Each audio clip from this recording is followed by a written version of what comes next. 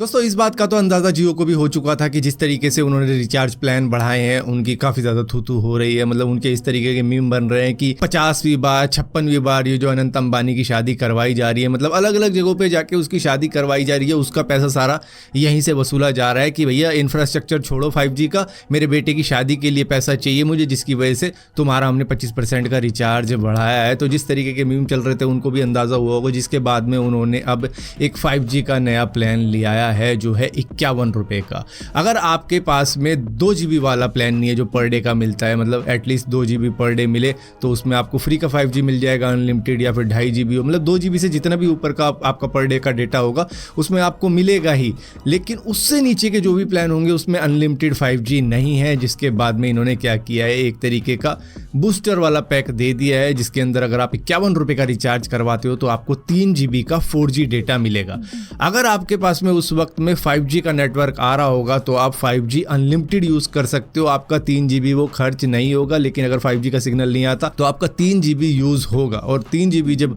Use होगा, जब वो ख़त्म हो जाएगा तो आपका कुछ 44 kbps के आसपास की स्पीड आएगी, मतलब कि ना के बराबर की ही स्पीड आएगी। लेकिन जब तक आपका डेटा रहेगा और 5G का सिग्नल आता रहेगा तो आपको अनलिमिटेड 5G मिलता रहेगा। और 101 रुपये में आपको ये 6 GB दे रहे हैं 4G का डेटा, 151 में आपको ये 9 GB का 4G डेटा दे रहे हैं। उन सभी के अंदर आपको अनलिमिटेड 5G मिलेगा जब तक आपका प्लान एक्टिव है, मतलब कि आपने 1 महीने वाला ले रखा है, 2 महीने वाला ले रखा है या 1 साल वाला ले रखा है, लेकिन उसके अंदर आपको 5G अनलिमिटेड नहीं मिल रहा। तो यही तरीका है आपको 5G अनलिमिटेड मिलने का। लेकिन प्रॉब्लम यही है कि आप कहीं ना कहीं जाके तो 4G के नेटवर्क पे आओगे, हमेशा 5G आए तो ठीक है, लेकिन कहीं पर आप गए 4G का नेटवर्क आया, आपका 3 GB खत्म, आपका 5G अनलिमिटेड भी खत्म हो जाएगा वहीं पे। तो मतलब कि इस डेटा को जो 51 रुपये के पैक में मिलेगा 3 GB, 101 रुपये के अंदर मिलेगा 6 GB, उसको कुछ इस तरीके से संभाल के रखना है जैसे आपने कुछ आखिरी के स्कूप संभाल के रखे हैं प्रोटीन के, कि इसको आधा आधा चम्मच यूज़ करूंगा। दोस्तों मिनिस्ट्री ऑफ कॉरपोरेशन अफेयर ने अब डिलीवरी नाम की एक कुरियर कंपनी को अप्रूवल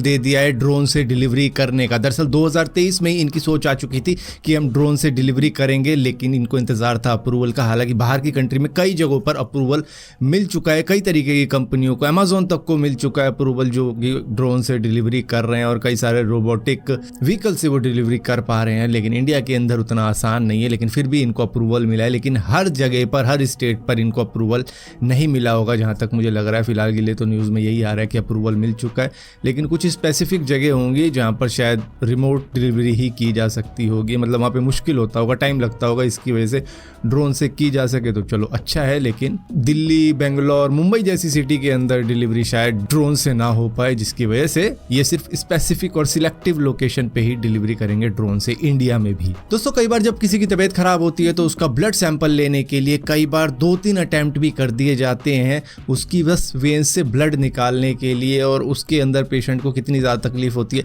वो आप बड़े अच्छी तरीके से समझ सकते हो कि बड़ा ही पेनफुल एक्सपीरियंस होता है कि एक तो वो ऑलरेडी ही तकलीफ में है, ऊपर से उसको बार बार सुइयां चुभो के उसका ब्लड निकालने की कोशिश की जा रही है, लेकिन निकाला सही से नहीं जा रहा। कि मतलब एक बार निकल जाए तो चलो सह लिया एक बार, लेकिन 3-4 बार जब अटैम्प्ट हो जाता तो बड़ा दुख होता है। तो उसके लिए इस तरीके का इंफ्रारेड लाइट होती है जो कि लोकेट कर पाती है वेंस को, जो कि बाहर के कई सारे डॉक्टर्स यूज़ करते हैं ताकि पेशेंट को ज़्यादा तकलीफ ना हो और डायरेक्टली वेन मिल जाए और कुछ भी दिक्कत ना हो ब्लड निकालने के लिए। लेकिन शायद इंडिया के अंदर बहुत कम जगहों पे इस तरीके के डिवाइसेस को यूज़ किया जाता होगा, क्योंकि सभी अपने आप को एक्सपर्ट समझते हैं कि यार यहीं तो है नस निकाल लूँगा मैं। लेकिन इस तरीके के डिवाइसेस से काफ़ी आराम मिल सकता है किसी सीरियस पेशेंट को और ज़्यादा तकलीफ ना देने से। दोस्तों यूएस के नॉर्थन कैलिफोर्निया के अंदर टेस्ला की कार चलाता हुआ एक बंदा ऑटो पायलट पे डाल देता है कि भैया ऑटो पायलट का फीचर है, आराम से मुझे मेरी डेस्टिनेशन पे ले जाएगा, क्योंकि उसको पहले भी लेके गया होगा। लेकिन इस बार टेस्ला की कार ने क्या किया कि वो रेलवे ट्रैक पर चलना स्टार्ट कर गई। उसको लगा होगा कि यही शॉर्टेस्ट रूट है इसकी डेस्टिनेशन पे जाने का, जिसके बाद में वो बंदा अचानक से जग जाता है, क्योंकि मे बी वो सो गया होगा, इसी वजह से उसको पता नहीं चला होगा कि वो रेलवे ट्रैक पर चल रहा है। जिसके बाद में उठने के बाद में गाड़ी रोकी और उसके बाद में रेलवे वालों ने उस ट्रैक को ब्लॉक किया और उसके बाद में उसकी गाड़ी वहां से निकलवाई। जिसके बाद में वो तो टेस्ला पे ब्लेम डाल रहा है, लेकिन टेस्ला वालों ने इसी पर ब्लेम डाल दिया कि ये इस बंदे की गलती है, क्योंकि आपको हमेशा अपना हाथ व्हील पर रखना होगा इवन जब ऑटो पायलट आपने एनेबल कर रखा है। ऊपर से ऑटो पायलट कोई फुल प्रूफ फीचर नहीं है हमारा, ये सिर्फ एक एक असिस्टेंस फीचर है, आपको असिस्ट करेगा, लेकिन आपको भी अवेयर रहना पड़ेगा क्योंकि इन्होंने ऑलरेडी अलार्म लगा रखा है टेस्ला के अंदर। अगर कोई बंदा सो जाएगा तो उसके अंदर अलार्म बजने लगेगा और वो उसे सोने नहीं देगा। लेकिन मे बी ये बंदा सो गया होगा क्योंकि जब नींद आती है तो भैया बंदा कांटों पे भी पत्थरों पे भी सो जाता है, तो इसको भी नींद आई होगी लंबे सफ़र के अंदर और ये सो गया होगा, जिसके बाद में सीधा रेलवे ट्रैक पर पहुंच गया।